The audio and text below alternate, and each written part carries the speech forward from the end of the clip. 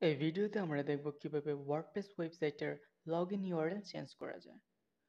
কাজটি করার জন্য আমরা একটি প্লাগইন ইউজ করব, সেটা হচ্ছে WPS হাইড।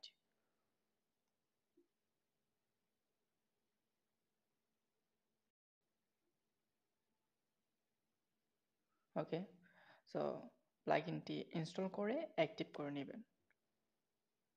সো আমি অ্যাক্টিভ করে নিচ্ছি। অ্যাক্টিভ করার পর প্লাগইনস অপশন থেকে WPS হাইড লগইন এটার সেটিংস অপশন থেকে কাজটা করতে পারবেন। চাইলে সেটিংস থেকে WPS হাইড লগইন এই প্লাগইনটা সিলেক্ট করে আপনি চাইলে সেটিংসটা করতে পারেন। দেন আমরা স্ক্রল ডাউন করে একবারে নিচে চলে আসব।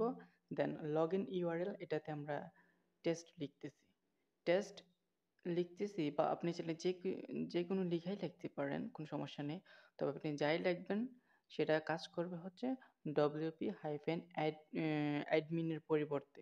হুম, দেখুন আমি এখানে টেস্ট লিখলাম, দেন আমি যদি ওইখানে সেভ দিয়েছি, কিন্তু সেভ দিই নাই। ওকে, সেভ দিলাম। দেন আমরা এবার এখান থেকে লগ আউট করব।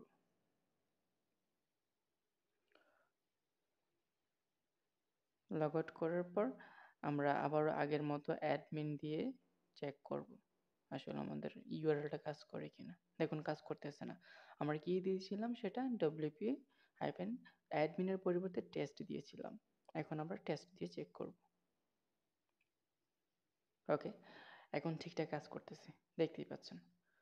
সো আপনি WP হাইফেন অ্যাডমিনটাকে রিপ্লেস করার জন্য আপনি ওই যে সেটিংস থেকে, এই যে প্লাগইনের সেটিংস থেকে আপনি লগইন ইউআরএল যাই দিবেন সেই টেক্সটটাই আবার ওই ইউআরএলে আপনার ওয়েবসাইটের ইউআরএল এর পর WP অ্যাডমিনের পরিবর্তে ওই লেখাটা দিলেই চলবে।